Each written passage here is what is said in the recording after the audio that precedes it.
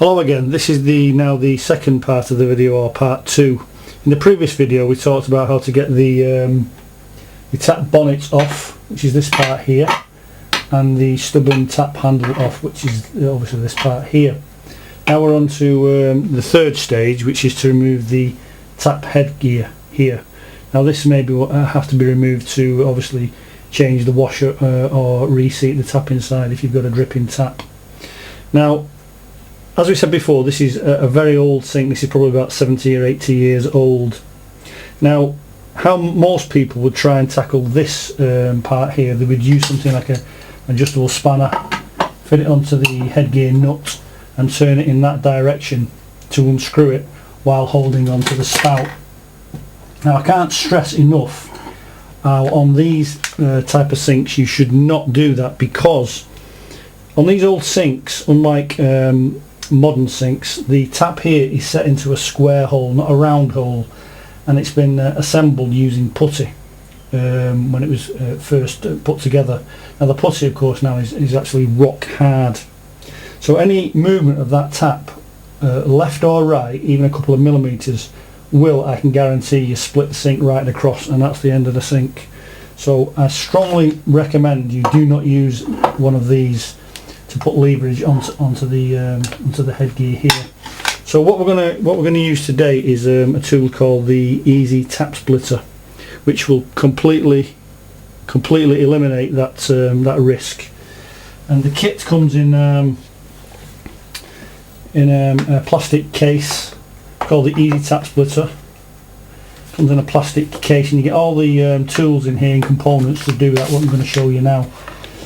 You get the tap, just quickly go over, you get the tap spout sleeve, you get the pull spanner, you get the pull bar here, the adjustment spanner, and you get 4 inserts which fit over the tap head nut here.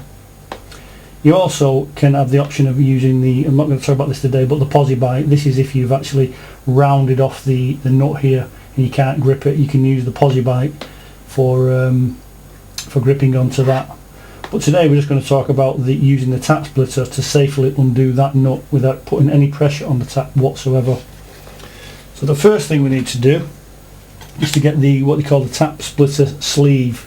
Now in here it comes with some rubber inserts, soft rubber inserts, which when they're placed over the spout won't cause damage to the spout. So the first thing to try, that's 38mm diameter by the way, is to try that over there. It's quite loose, so that needs packing out. So we'll use the first insert, that goes inside the spout sleeve like that. That's still a little bit loose. It could be used, but we can make it even tighter. So we use the second insert, which goes inside first insert, and then it's a little bit tight, but you'll get it on. You push that over like that, and that's ready to be used. That's fixed now. Now out of the 4 inserts, you get a 17mm, 17.5, a 19, and a 22mm. I can see by looking at that will be the 22mm, which fits absolutely perfectly over there. So that's the second stage. Just place that on there like that. Now we get the pull spanner, which is this part here, and that goes over the spindle at a right angle of about 45 degrees to the actual spout sleeve, and just tighten this screw up here to make it, all that does is keeps it holding in place. And the next thing we use is the pull bar, which is this part here, and that hooks over the end of the spanner in the last slot there, and then you screw this part back here, and inside I'll just show you there, inside there's a slot, and then that goes inside the slot like that. So as you can see now, what we're doing, we're pulling the spanner towards the spout using mechanical rotational force on this, which is a massive force, but it's very, very safe. So we screw that like that. Now in the kit you do get a small adjusting spanner, which is this one here, which fits over that nut. That comes in the kit, but you can also use we do supply these, a 30mm ratchet spanner, which is more suited for this now. So that goes over there.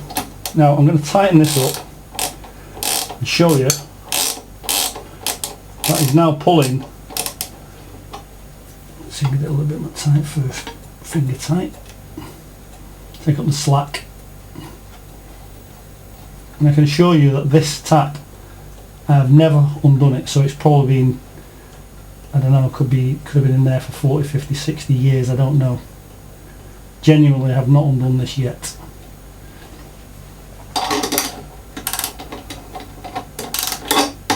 So, tighten up, and that is now pulling with massive pressure between the spout and the head nut. It's starting to tighten up now. It only needs to move it a couple of millimetres, let's say 3 or 4 millimetres.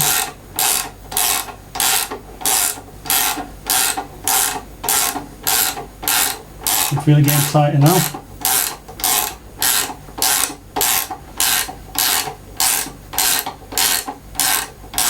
It may seem to be taking a long time, but believe me, it's preferable to the other method of broken when it's gone loose. It's just pulled it round. Yeah, that's gone now. It's actually a good feeling. So what I'll do now, slacken this off. Take this off, just slacken that back.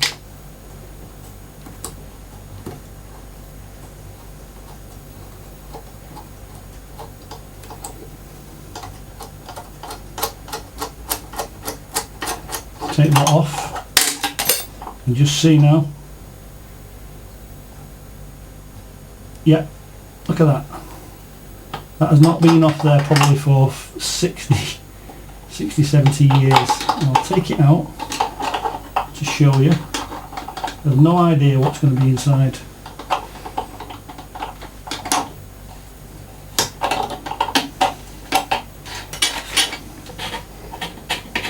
See the dust coming off there and the pieces? It's genuinely not being off. And inside you've got the old tap. Look at the state of the washer on that. That's pretty bad.